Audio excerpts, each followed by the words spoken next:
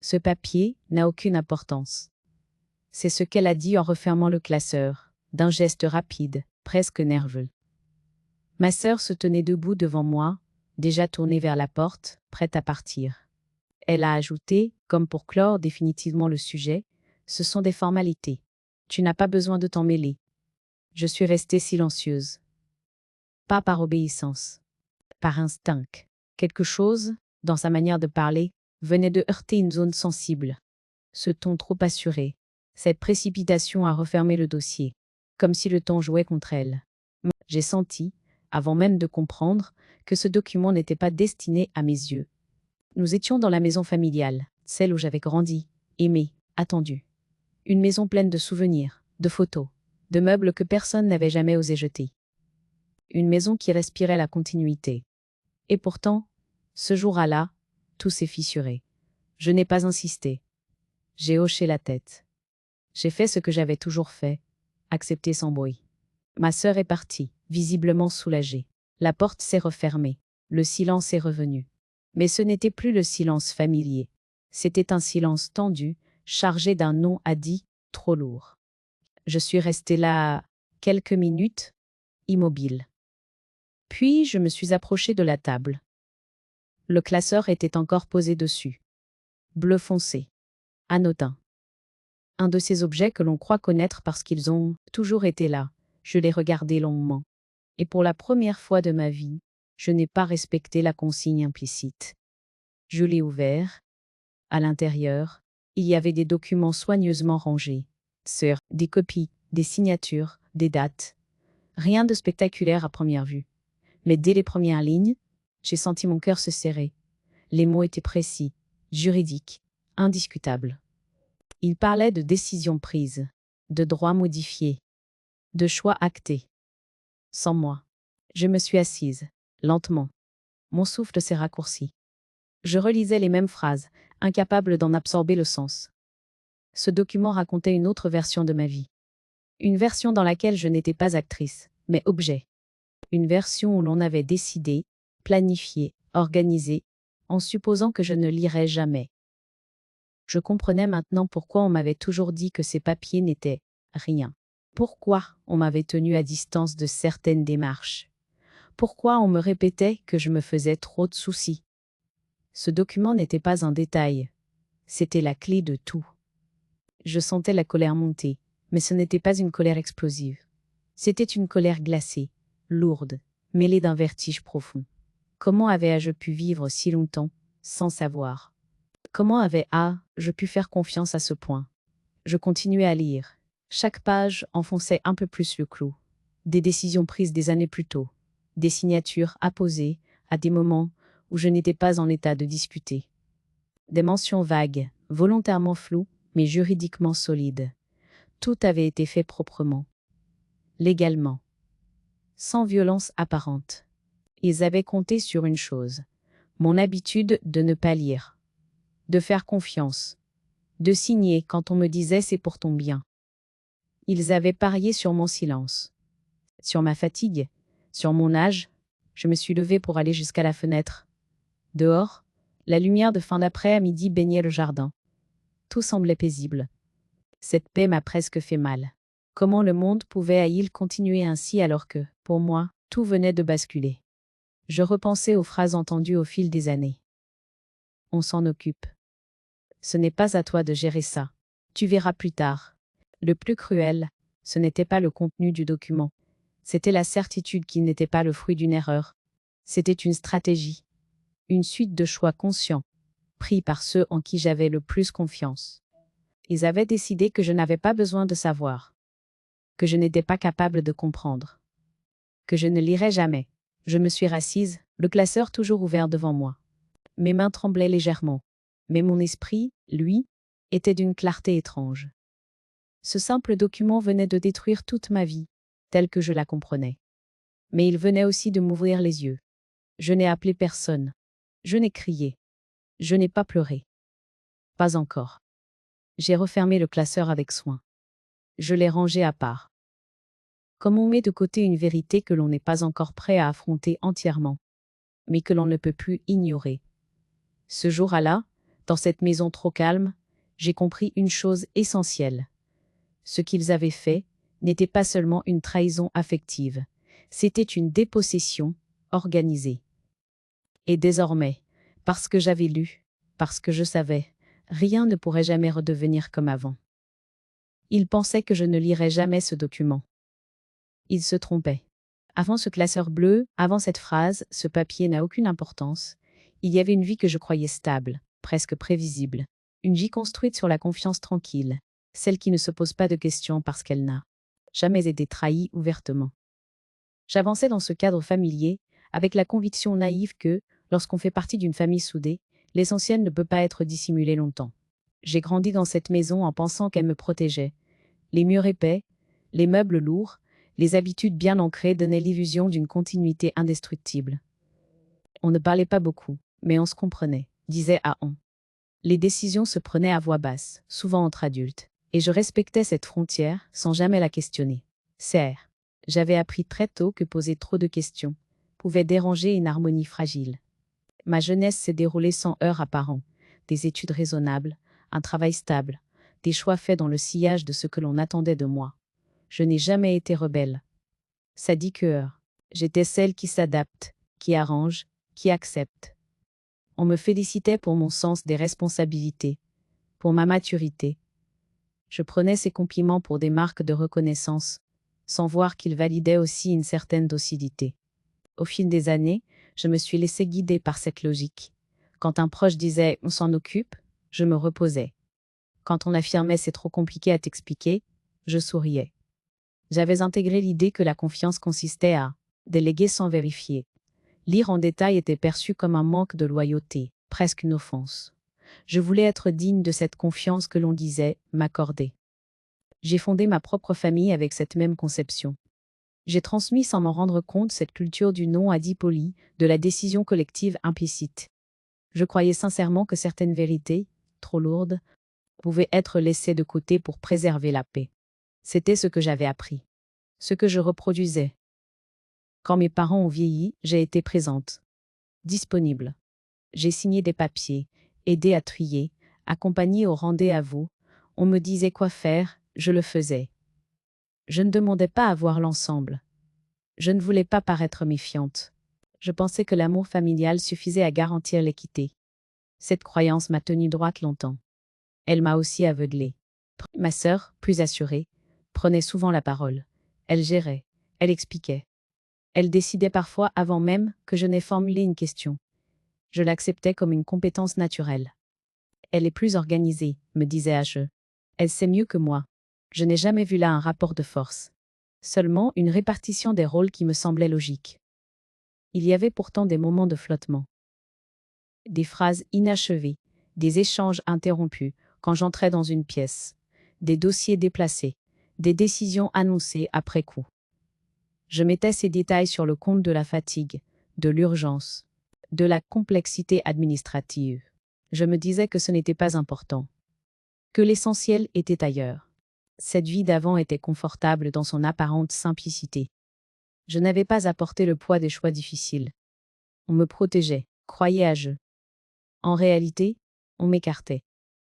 Mais cet écart était si doux, si enveloppé de bonnes intentions, que je n'en percevais pas la violence. Je me rends compte aujourd'hui que j'ai confondu la paix avec l'absence de questions, que j'ai pris le silence pour une preuve d'amour.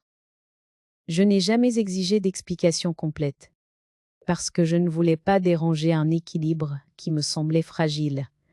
Je préférais l'harmonie à la clarté. Quand je repense à cette femme que j'étais, je ne la méprise pas. Elle faisait de son mieux avec les règles qu'on lui avait transmises. Elle croyait que lire attentivement un document pouvait être perçu comme un acte de défiance. Elle croyait que faire confiance signifiait renoncer à comprendre. Cette vie d'avant n'était pas mensongère. Elle était partielle. Elle reposait sur une certitude implicite, que les autres veillaient sur moi. Que, même si je ne lisais pas tout, rien de grave ne pourrait être décidé sans mon accord réel. Cette certitude a guidé mes choix, mes renoncements, ma manière d'être au monde. Aujourd'hui, je comprends que cette confiance n'était pas partagée de manière égale, qu'elle allait dans un sens unique. Eux savaient. Moi, je croyais. Eux lisaient. Moi, je signais. Eux décidaient. Moi, j'acceptais. Ce simple document que j'avais enfin ouvert venait de fissurer ce passé que je croyais solide. Il m'obligeait à revisiter chaque souvenir avec une question nouvelle. Qu'est-ce que je n'ai pas vu parce que je ne voulais pas lire. Et dans cette relecture douloureuse, je sentais déjà que la vie d'avant, aussi sincère et elle était, ne pouvait plus servir de fondation à celle qui allait suivre. En relisant ma vie à la lumière de ce classeur bleu, certains souvenirs se sont mis à brûler doucement. Pas comme des révélations brutales, mais comme des braises que je n'avais jamais osé toucher. Les petites humiliations étaient là depuis longtemps. Elles n'avaient rien de spectaculaire. Elles se glissaient dans le quotidien, dans des phrases anodines, dans des gestes présentés comme pratiques. Je les avais acceptées parce qu'elles portaient le masque de la bienveillance. La première humiliation, je m'en rends compte aujourd'hui, était de ne jamais être consultée. On m'informait. Toujours après, on a décidé que cette formule revenait souvent. Je l'entendais sans protester. J'avais appris que décider ensemble signifiait parfois décider sans moi. Je croyais que c'était normal, que je n'étais pas faite pour ces choses-là. On me le rappelait d'ailleurs gentiment. Tu n'aimes pas l'administratif. Ce n'était pas vrai. Je n'aimais simplement pas qu'on m'en prive. Il y avait aussi cette façon qu'ils avaient de parler à ma place. Lors des rendez-vous, ma sœur répondait avant même que je n'ouvre la bouche. Elle est d'accord. Je hochais la tête, surprise par ma propre docilité. Je me disais que ce n'était pas grave, que le résultat serait le même. Mais, peu à peu, je me suis mise à douter de mon propre jugement. Si elle parlait pour moi, c'est qu'elle savait mieux. C'est ce que je croyais. Les humiliations les plus insidieuses étaient celles déguisées en protection. On ne va pas t'embarrasser avec ça. C'est trop compliqué, tu te fatiguerais pour rien. Ces phrases me réduisaient sans jamais me blesser ouvertement. Elles dessinaient une image de moi, comme quelqu'un de fragile, de dépassé, presque incapable. Et moi, pour rester aimée, je jouais ce rôle sans m'en rendre compte. Je me souviens d'un épisode précis. Une discussion autour d'une table, tard le soir. Des documents étaient étalés devant eux. Quand je me suis approchée, quelqu'un a rapidement refermé une chemise. Ce sont des trucs ennuyeux. J'ai reculé. J'ai souri. Mais ce sourire m'a coûté plus que je ne l'admettais. Il marquait une frontière invisible. Il y avait un monde dont je n'étais pas digne. Parfois, on plaisantait. Toi, tu signes sans lire. Les rires fusaient. Je riais aussi, un peu trop fort. Je ne voyais pas encore que cette plaisanterie me désignait comme la personne idéale à contourner, celle sur qui l'on pouvait compter pour ne pas poser de questions. J'ai aussi remarqué que, lorsqu'un doute me traversait, on me rassurait immédiatement. Fais à nous confiance. Cette injonction revenait comme un refrain. Elle n'appelait pas de réponse. Elle mettait fin à toute réflexion. Et moi, j'obéissais. Parce que ne pas faire confiance aurait été interprété comme une trahison. Avec le temps, j'ai commencé à me taire avant même qu'on ne m'y invite. J'anticipais les zones sensibles. Je détournais le regard quand un document apparaissait. Je m'absentais volontairement. Cette autocensure me semblait être une forme de maturité. En réalité, elle était devenue une habitude de survie affective. Je n'ai jamais été exclue brutalement. C'est ce qui rend ces humiliations si difficiles à expliquer. Elles étaient feutrées, enveloppées de bonnes intentions. Personne ne m'a jamais dit « tu n'as pas le droit de savoir ». On me disait simplement « ce n'est pas nécessaire ». Et j'acceptais cette hiérarchie implicite sans la questionner. Ce n'est qu'après avoir lu ce document que j'ai compris la logique de ces petites humiliations. Elles n'étaient pas accidentelles. Elles préparaient le terrain. Elles m'habituaient à ne pas lire, à ne pas demander, à ne pas vérifier. Elles faisaient de moi la personne idéale pour qu'un simple document puisse, un jour, décider de tout sans résistance. Ce constat m'a fait plus mal que la trahison elle-même, parce qu'il révélait ma propre participation, involontaire, à ce système.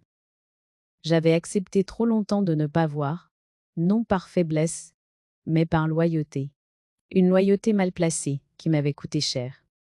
En revisitant ces petites humiliations, je n'ai pas cherché à me juger. J'ai cherché à comprendre. Comprendre comment on peut être dépossédé sans jamais être frappé. Comment une vie peut être réorientée par une accumulation de silence poli. Là, ce jour-là, j'ai compris que le document n'était pas une exception. Il était l'aboutissement logique d'années passées à me rendre invisible là où j'aurais dû être pleinement présente. Et cette prise de conscience, aussi douloureuse soit-elle, était déjà le début d'un renversement. La véritable goutte d'eau n'a pas été la lecture du document en elle-même. Elle est venue juste après, dans un moment beaucoup plus banal, presque insignifiant en apparence.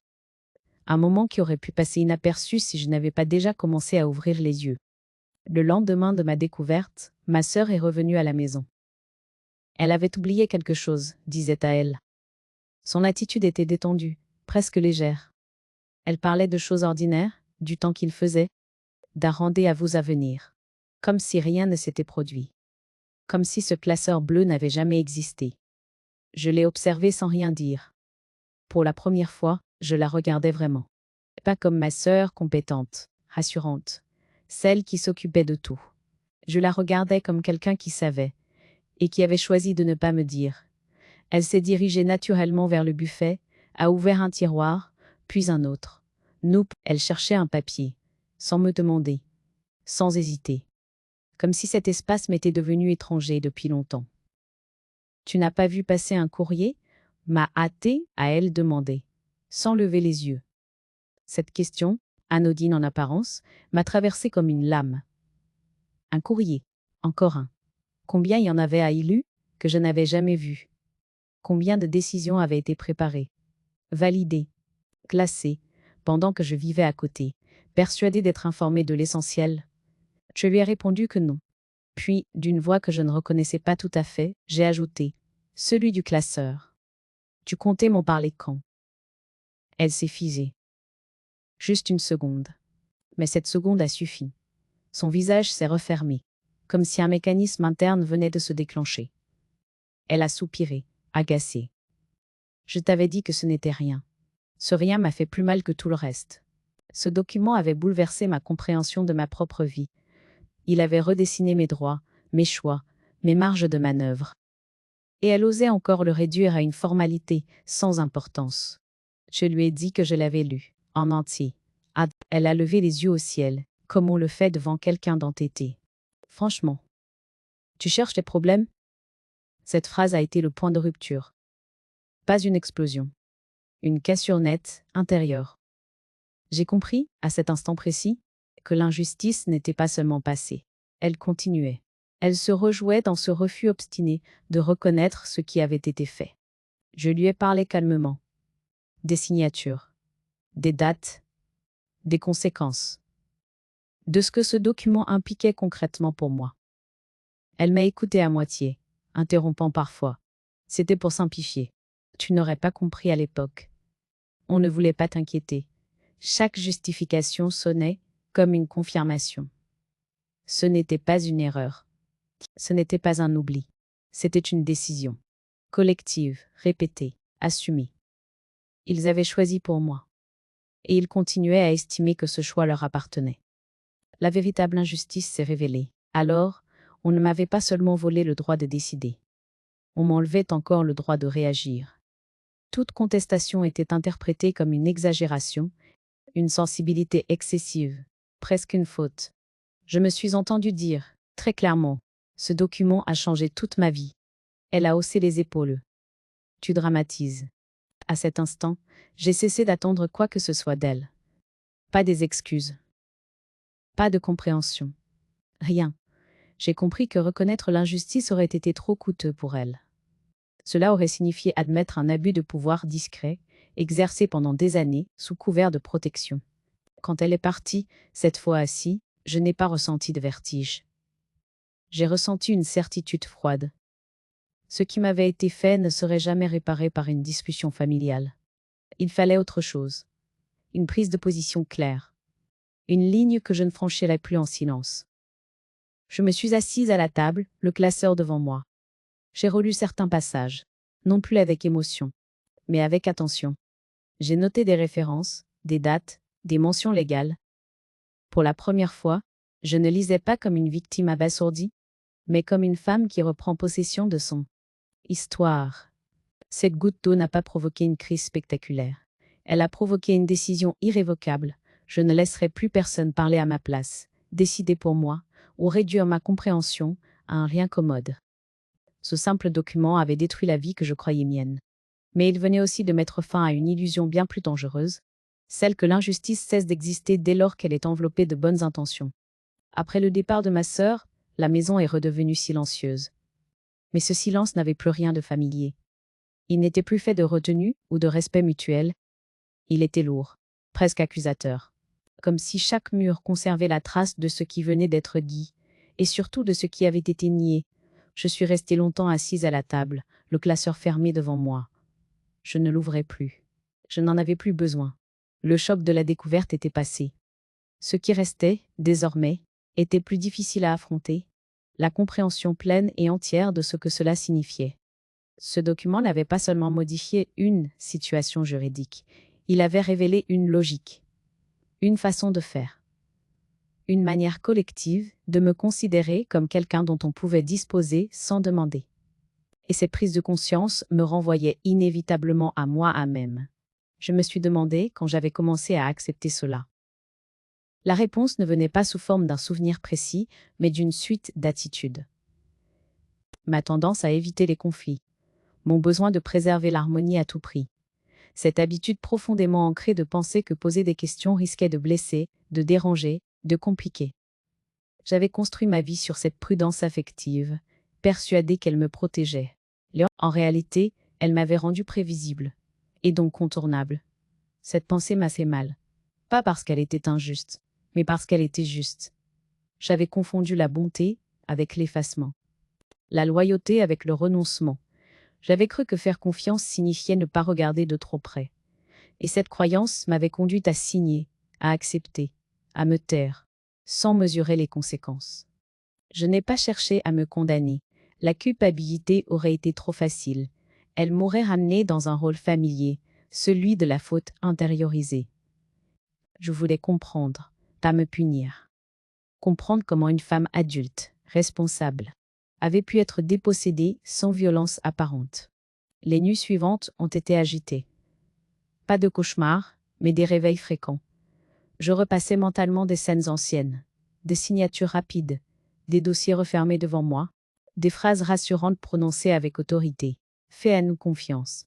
Ces mots, autrefois apaisants, prenaient maintenant une tonalité presque ironique. Je me suis surprise à ressentir une colère nouvelle. Une colère contenue, lucide, dirigée non pas contre une personne précise, mais contre un système relationnel que j'avais laissé s'installer. Cette colère n'appelait pas au cri. Elle appelait à la clarification. J'ai pris un carnet. J'ai commencé à écrire. Non pour raconter ma vie, mais pour établir des faits. Des dates. Des moments où des décisions avaient été prises sans moi. Des documents que je n'avais jamais vus. Mettre ces éléments sur le papier m'a donné une sensation étrange de stabilité. Comme si, enfin, le flou se dissipait. À mesure que j'écrivais, une évidence s'est imposée. Ce qui m'avait été fait n'était pas seulement une erreur passée. C'était une continuité. Et tant que je ne changeais pas ma position intérieure, rien n'empêcherait que cela se reproduise, sous une autre forme. Je me suis demandé ce que je voulais vraiment, au-delà de l'indignation. La réponse est venue lentement, mais clairement. Je voulais redevenir actrice. Pas pour me venger. Pas pour humilier à mon tour. Mais pour ne plus être traitée comme une variable d'ajustement. Cette introspection a été douloureuse, mais structurante. Elle m'a forcé à regarder en face une vérité que j'avais longtemps évitée. Aimer les siens ne garantit pas qu'ils vous respecteront. Et le respect ne naît pas du silence, mais de limites clairement posées. Je n'avais pas encore décidé de ce que j'allais faire concrètement. Mais je savais ce que je ne ferais plus. Je ne signerai plus sans lire. Je n'accepterai plus qu'on me dise « ce n'est rien » sans explication. Je ne confondrai plus protection et dépossession. Dans cette période de recul, quelque chose a changé en profondeur. Je ne me sentais plus seulement trahie. Je me sentais éveillée. Et cet éveil, aussi inconfortable soit-il, marquait la fin d'une innocence qui m'avait coûté trop cher. Ce simple document avait détruit une vie fondée sur la confiance aveugle. Mais il venait aussi de faire naître autre chose. Une conscience nouvelle, plus exigeante, plus ferme. Une conscience qui, désormais, refusait de se rendormir. La décision ne s'est pas formulée comme une déclaration intérieure. Elle s'est imposée par étapes, presque mécaniquement, au fil de gestes concrets. Après l'introspection venait le temps de l'action.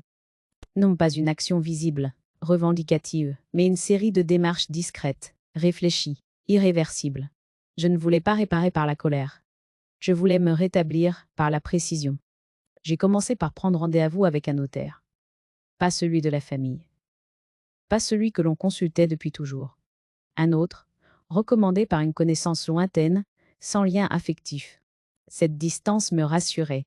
Le jour du rendez-vous, je me suis présentée avec le classeur bleu, mon carnet de notes, et une appréhension sourde. Je craignais qu'on me dise que tout était trop tard. Le notaire a lu en silence. Longtemps. Il a posé des questions simples, factuelles. Pas de jugement, pas d'étonnement théâtral. Quand il a levé les yeux, il a dit une phrase qui m'a ancrée. Vous avez le droit de comprendre et d'agir. Ces mots ont eu un effet immédiat. Il validait ce que j'avais commencé à construire intérieurement. Nous avons repris les documents un à un. Les options possibles. Les conséquences. Ce qui pouvait être modifié. Ce qui ne l'était plus. Rien n'était magique. Mais tout n'était pas perdu. La loi, contrairement aux discours familiaux, ne me considérait pas comme une personne aménagée. Elle me considérait comme un sujet de droit. Dans les jours qui ont suivi, j'ai ouvert un nouveau compte bancaire. À mon nom seul. J'ai transféré ce qui m'appartenait légitimement. Pas dans la précipitation. Avec méthode. Chaque opération était vérifiée, consignée. Je gardais des copies. Je notais les références. Cette rigueur nouvelle me surprenait moi-même. Elle me donnait une sensation de solidité que je n'avais jamais ressentie auparavant. J'ai ensuite revu certains actes anciens. Avec l'aide du notaire, j'ai compris où se situaient les marges de manœuvre. J'ai demandé des duplicata. J'ai exigé des explications écrites. Là encore, je n'ai pas élevé la voix. J'ai simplement cessé de me contenter de réponses orales. Le papier, désormais, était mon allié. À aucun moment je n'ai informé ma famille de ces démarches.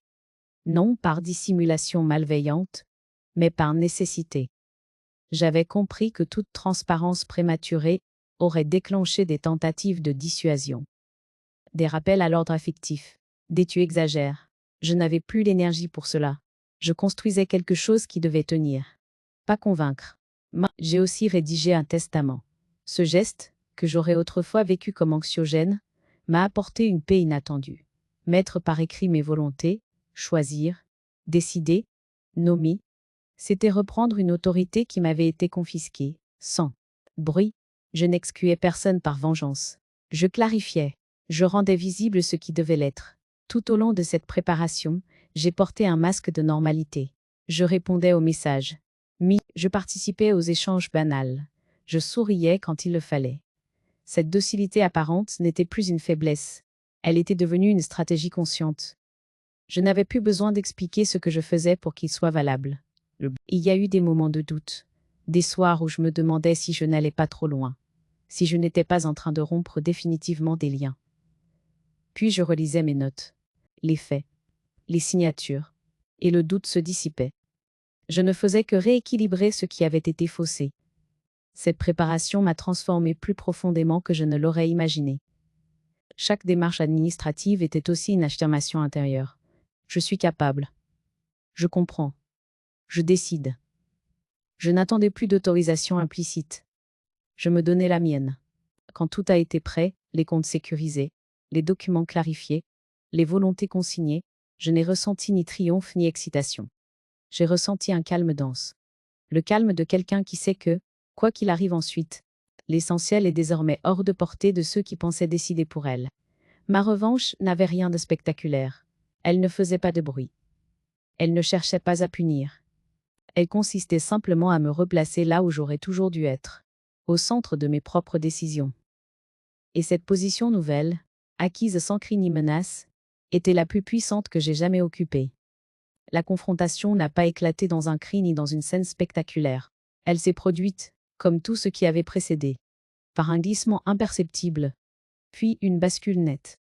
Le moment est venu quand ils ont compris que quelque chose leur échappait. Tout a commencé par un appel. Ma sœur, encore. Sa voix était trop posée, trop soigneuse. Tu n'as pas fait des démarches sans nous en parler, quand même. Je n'ai pas répondu tout de suite. J'ai laissé le silence s'installer. Ce silence-là n'était plus celui de l'effacement. Il était choisi, mesuré. Et, pour la première fois, c'est elle qui s'est retrouvée à devoir le combler. On a reçu un courrier. A-A-T-A-L reprit. Il y a des choses qu'on ne comprend pas. J'ai compris alors que le piège se refermait. Les comptes modifiés. Les demandes de duplicatas. Les actes relus. Tout ce qui avait été fait dans la discrétion produisait enfin ses effets, non pas comme une attaque, mais comme une réalité administrative impossible à ignorer. Nous sommes vus quelques jours plus tard, tous les deux, dans un lieu neutre, pas la maison familiale, pas un endroit chargé de souvenirs. Une salle impersonnelle, louée pour l'occasion. Je l'avais voulu ainsi, pour que rien ne puisse être dilué dans l'affect. Elle est arrivée avec un dossier épais, visiblement préparée à argumenter. Elle parlait vite. Trop. Tu aurais dû nous prévenir. Tu ne peux pas faire ça toute seule. Tu te rends compte des conséquences? Je l'ai laissé parler. Je n'interrompais pas. Je notais mentalement chaque formulation. Nous? Tu ne peux pas. Les conséquences? Toujours les mêmes leviers. L'autorité collective. La mise en doute de ma légitimité. La peur. Quand elle s'est enfin tue, j'ai posé devant elle les documents que j'avais apportés. Pas tous. Juste ceux qui suffisaient. Les relevés. Les actes clarifiés. Le testament. Je n'ai pas levé la voix. Je n'ai pas accusé. J'ai simplement dit, tout ce que j'ai fait est légal. Et c'est désormais ainsi que les choses sont. Son visage s'est fermé. Pas de colère immédiate. D'abord, l'incrédulité. Tu n'avais pas le droit de décider seul. Cette phrase a marqué un tournant. Elle révélait, sans détour, ce qui avait toujours été à l'œuvre. L'idée que ma vie, mes biens, mes choix ne m'appartenaient pas entièrement. J'ai ressenti une tristesse brève, mais profonde. Puis elle s'est dissipée. Si et ai-je répondu calmement. J'en avais le droit. Et je l'exerçais. Elle a tenté de négocier, de minimiser, de revenir à l'ancien équilibre. On peut arranger ça. Il ne faut pas aller trop loin. Pense à la famille. Il y a eu des moments de doute, des soirs où je me demandais si je n'allais pas trop loin, si je n'étais pas en train de rompre définitivement des liens. Puis je relisais mes notes. Les faits, les signatures. Et le doute se dissipait. Je ne faisais que rééquilibrer ce qui avait été faussé. Cette préparation m'a transformé plus profondément que je ne l'aurais imaginé. Chaque démarche administrative était aussi une affirmation intérieure. Je suis capable. Je comprends. Je décide. Je n'attendais plus d'autorisation implicite. Je me donnais la mienne. Quand tout a été prêt, les comptes sécurisés, les documents clarifiés, les volontés consignées, je n'ai ressenti ni triomphe ni excitation. J'ai ressenti un calme dense, le calme de quelqu'un qui sait que, quoi qu'il arrive ensuite, l'essentiel est désormais hors de portée de ceux qui pensaient décider pour elle. Ma revanche n'avait rien de spectaculaire. Elle ne faisait pas de bruit. Elle ne cherchait pas à punir. Elle consistait simplement à me replacer là où j'aurais toujours dû être, au centre de mes propres décisions. Et cette position nouvelle, acquise sans cri ni menace, était la plus puissante que j'ai jamais occupée. La confrontation n'a pas éclaté dans un cri ni dans une scène spectaculaire. Elle s'est produite comme tout ce qui avait précédé, par un glissement imperceptible, puis une bascule nette. Le moment est venu quand ils ont compris que quelque chose leur échappait. Tout a commencé par un appel. Ma sœur, encore. Sa voix était trop posée, trop soigneuse. Tu n'as pas fait des démarches sans nous en parler, quand même. Je n'ai pas répondu tout de suite. J'ai laissé le silence s'installer. Ce silence-là n'était plus celui de l'effacement. Il était choisi, mesuré. Et, pour la première fois, c'est elle qui s'est retrouvée à devoir le combler. On a reçu un courrier. A-A-T-A-L reprit. Il y a des choses qu'on ne comprend pas. J'ai compris alors que le piège se refermait. Les comptes modifiés. Les demandes de duplicatas. Les actes relus. Tout ce qui avait été fait dans la discrétion produisait enfin ses effets, non pas comme une attaque, mais comme une réalité administrative impossible à ignorer. Mais nous nous sommes vus quelques jours plus tard. Tous les deux, dans un lieu neutre. Pas la maison familiale. Pas un endroit chargé de souvenirs. Une salle impersonnelle, louée pour l'occasion. Je l'avais voulu ainsi, pour que rien ne puisse être dilué dans l'affect. Elle est arrivée avec un dossier épais, visiblement préparée à argumenter. Elle parlait vite. Trop. Tu aurais dû nous prévenir. Tu ne peux pas faire ça toute seule. Tu te rends compte des conséquences? Je l'ai laissée parler. Je n'interrompais pas. Je notais mentalement chaque formulation. Nous, tu ne peux pas. Les conséquences, toujours les mêmes leviers, l'autorité collective, la mise en doute de ma légitimité. La peur. Quand elle s'est enfin tue, j'ai posé devant elle les documents que j'avais apportés. Pas tous. Juste ceux qui suffisaient. Les relevés. Les actes clarifiés. Le testament. Je n'ai pas levé la voix. Je n'ai pas accusé. J'ai simplement dit « Tout ce que j'ai fait est légal. Et c'est désormais ainsi que les choses sont. » Son visage s'est fermé. Pas de colère immédiate. D'abord, l'incrédulité. Tu n'avais pas le droit de décider seul. Cette phrase a marqué un tournant. Elle révélait, sans détour, ce qui avait toujours été à l'œuvre. L'idée que ma vie, mes biens, mes choix ne m'appartenaient pas entièrement. J'ai ressenti une tristesse, brève, mais profonde, puis elle s'est dissipée. Si et ah, je répondis calmement. J'en avais le droit, et je l'ai exercé. Elle a tenté de négocier, de minimiser, de revenir à l'ancien équilibre. On peut arranger ça. Il ne faut pas aller trop loin. Pense à la famille. D'autres réactions ont été plus dures. On m'a accusé de détruire la famille, de réveiller des histoires anciennes qui auraient dû rester enfouies, comme si le temps justifiait tout, comme si le silence rendait les injustices acceptables. Non, ces accusations m'auraient anéanti autrefois. Elles glissaient désormais sur moi avec une lenteur étrange. Pas parce que je n'étais pas touchée, mais parce que je n'étais plus coupable. J'avais cessé d'endosser des responsabilités qui n'étaient pas les miennes.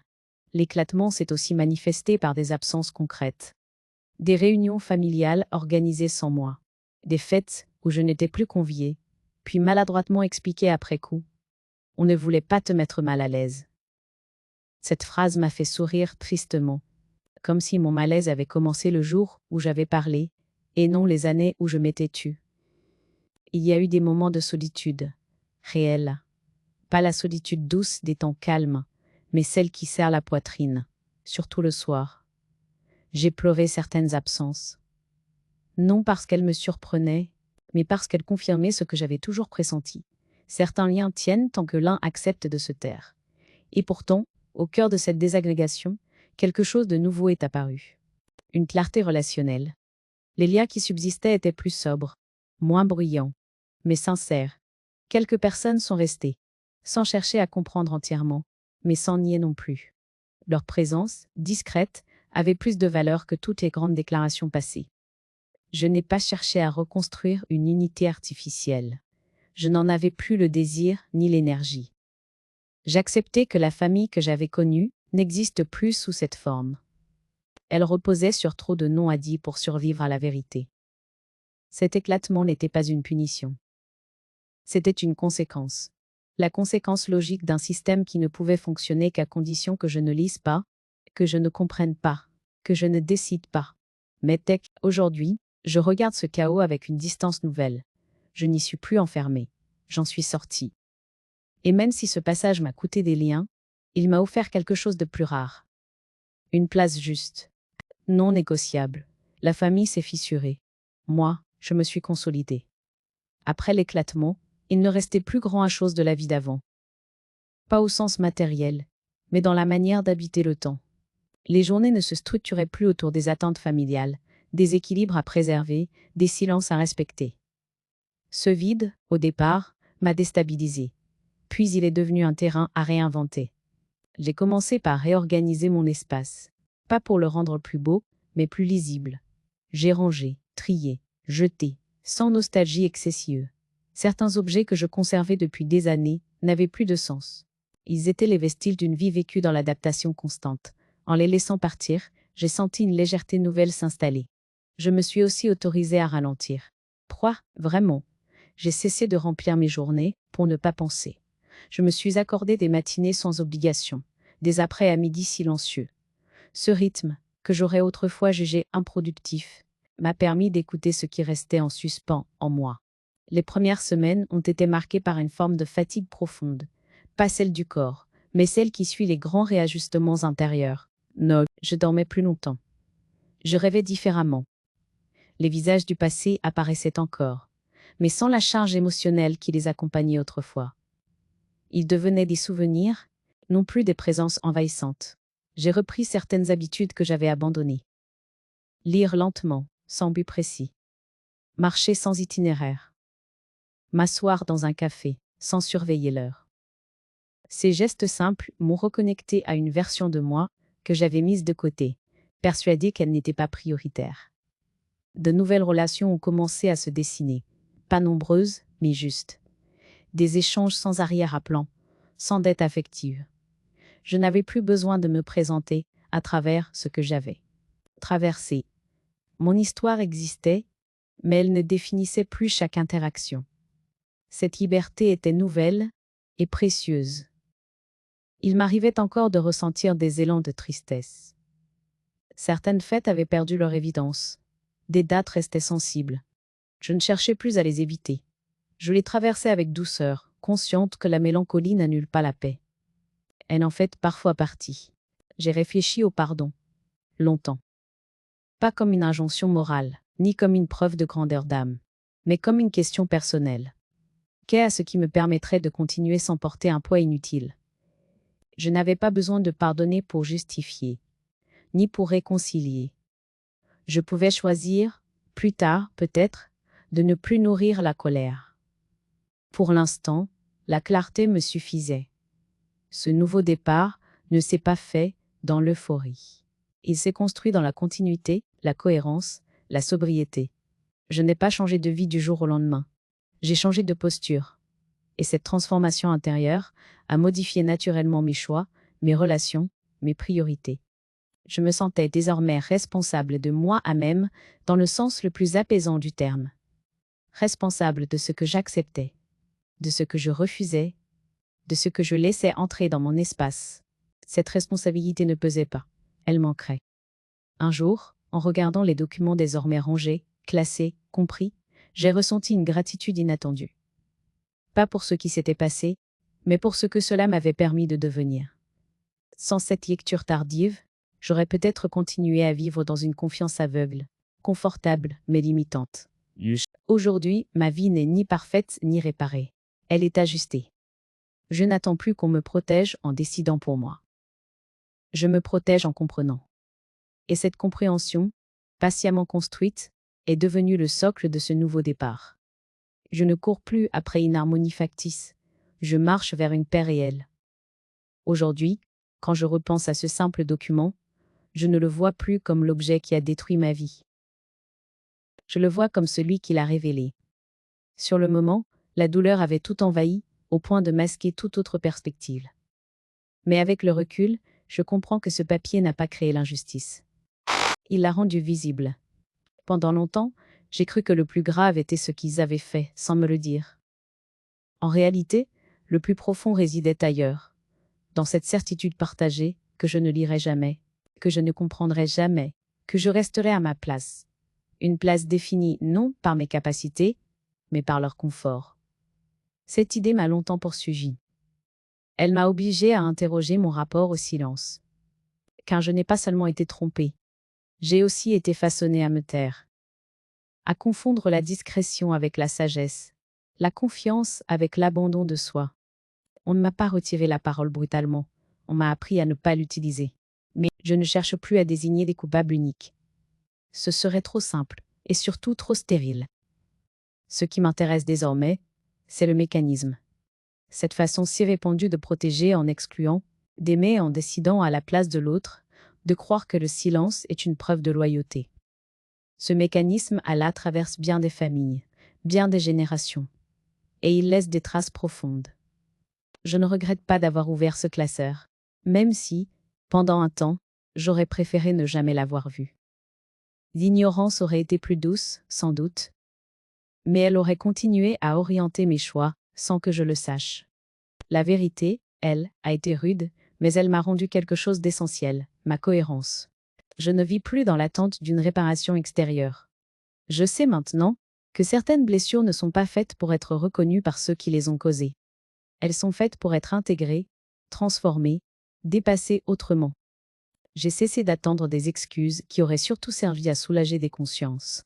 Ce que j'ai gagné est moins visible, mais infiniment plus solide. Je sais lire, je sais demander, je sais refuser. Et surtout, je sais que mon intuition mérite d'être prise au sérieux. Ce savoir-là ne dépend plus de personne. Il m'arrive encore de ressentir une pointe de tristesse. Pour la femme que j'étais, si confiante, si peu méfiante. Pour les liens qui n'ont pas résisté à la clarté. Pour les moments qui auraient pu être vécus autrement. Je ne chasse pas ces pensées. Elles font partie du prix à payer pour ne plus vivre dans l'ombre. Mais cette tristesse n'est plus amère. Elle est calme. Elle s'accompagne d'une gratitude discrète pour la force que je ne soupçonnais pas. Celle qui m'a permis de ne pas refermer ce document. De ne pas me laisser convaincre que ce n'était rien. De ne pas rentrer à nouveau dans le silence confortable. Si je devais m'adresser à celles et ceux qui, aujourd'hui encore, sentent confusément que quelque chose leur échappe, je leur dirais ceci. Lire n'est jamais un acte anodin. Comprendre n'est jamais une trahison. Et poser des questions ne fait pas de vous quelqu'un de difficile. Cela fait de vous quelqu'un de vivant. Il n'est jamais trop tard pour reprendre possession de son histoire. Même quand certaines décisions sont irréversibles. Même quand le passé ne peut être corrigé, il reste toujours possible de choisir la lucidité plutôt que l'illusion. Cette lucidité ne rend pas invincible. Elle rend juste. Je n'ai pas reconstruit ma vie sur les ruines. Je l'ai réajustée sur des bases plus honnêtes. Et dans cet ajustement, j'ai trouvé une forme de paix que je n'avais jamais connue auparavant. Une paix sans dépendance, sans soumission douce, sans peur de lire. Aujourd'hui, je peux me taire sans me perdre. Parce que ce silence-là est choisi, parce qu'il n'est plus imposé, et parce que j'ai appris, enfin, que le silence peut aussi être une forme de justice.